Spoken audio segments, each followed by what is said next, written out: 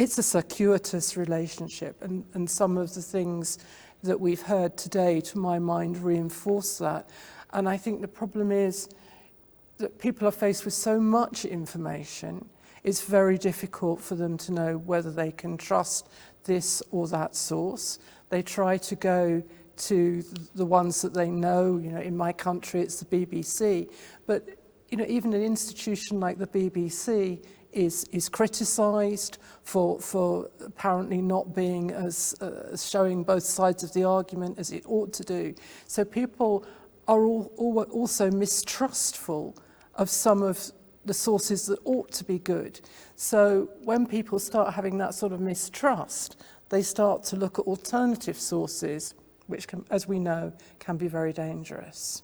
Most of you as journalists have codes of conduct, and you are meant to behave in a certain way in terms of what you report, to check your sources, to be very careful. And I think it's keeping to those codes of conduct that should in some way provide a safety.